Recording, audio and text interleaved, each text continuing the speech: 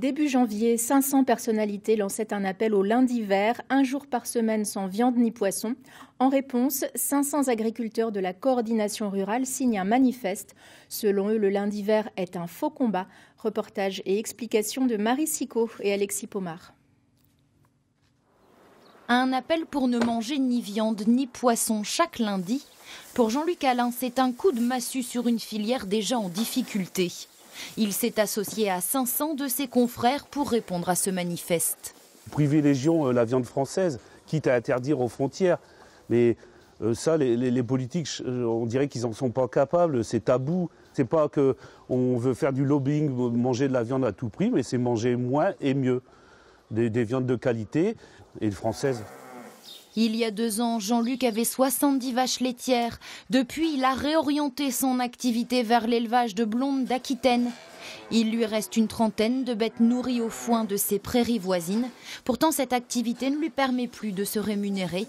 Pour lui, la solution doit venir d'en haut. C'est un appel lancé aux politiques de nous protéger des marchés extérieurs, qui nous protègent de ça et qui nous protègent aussi de cette agribashing, de toujours en vouloir au monde agricole sans faire de distinction. Pour continuer de faire vivre son exploitation, Jean-Luc Alain veut recentrer son activité sur les cultures végétales. Même changement à l'autre bout du département. Jérémy Crespel a converti son exploitation au biologique et se lance aujourd'hui dans la production de légumes, pommes de terre, endives et lentilles. Le fait de travailler avec plusieurs partenaires et d'être dans plusieurs filières, ça me permet d'avoir une stabilité et une visibilité sur l'avenir. Les consommateurs aujourd'hui recherchent beaucoup plus des produits de proximité. Ils s'orientent vers l'agriculture biologique, ils cherchent à manger plus sainement. Donc je cherche par ma méthode de travail à répondre aux attentes des consommateurs. Permettre à la filière de se renouveler et changer les modes de consommation, 2 éléments à prendre en compte pour l'avenir de l'agriculture française. Emmanuel Béguin, bonsoir. Bonsoir. Vous êtes ingénieur à l'Institut de l'élevage. Vous étudiez justement ce fameux modèle français dont on parlait dans le reportage. Quel est le type d'exploitation le plus courant dans notre région? Plutôt la ferme familiale ou la ferme-usine? Alors en fait, en France et dans notre région, en fait, on a principalement, pratiquement exclusivement des fermes familiales. Donc les tailles d'exploitation sont de l'ordre de 60 à 70 vaches de moyenne, avec une diversité de modèles, une diversité de systèmes. Donc effectivement, on a quand même des modèles qui sont particulièrement, qui sont différents des autres pays. Et effectivement, je dirais les controverses et les attaques contre la production de viande et contre la production laitière, contre l'élevage, ne sont pas justifiées dans le contexte français. Alors faut-il justement supprimer ou réduire l'élevage pour que l'environnement se porte mieux? Je pense que ça, c'est vraiment une idée assez communément répandue, que le fait qu'en diminuant en fait l'élevage, on va résoudre les problèmes d'environnement. Alors c'est vraiment une fausse idée, c'est une idée reçue, c'est une fausse idée, parce qu'en fait l'élevage, c'est plutôt une solution par rapport aux problèmes d'environnement. Il faut savoir que les modèles français d'élevage herbivore, en fait, utilisent énormément de surfaces, donc des surfaces en herbe, entretiennent également des haies. Donc en fait, ont un rôle très important en termes de biodiversité.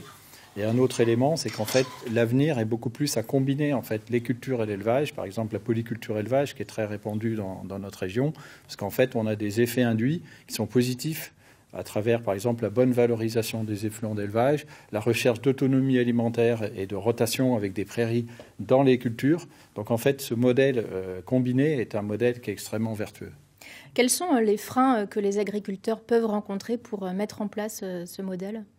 Alors aujourd'hui, les agriculteurs français, les éleveurs français, en fait, déjà valorisent beaucoup de surface en herbe. C'est de l'ordre de 10 millions d'hectares, donc c'est vraiment quelque chose de très important. Et d'ailleurs, si on poussait la logique jusqu'au bout d'éliminer l'élevage à l'échelle française, en fait, ça serait une catastrophe au niveau écologique, puisqu'on retournerait les prairies qui sont des puits de carbone, on détruirait des paysages. Si vous regardez à l'échelle de la France, en fait, quels sont les plus beaux paysages, les plus attractifs, c'est là où il y a de l'élevage.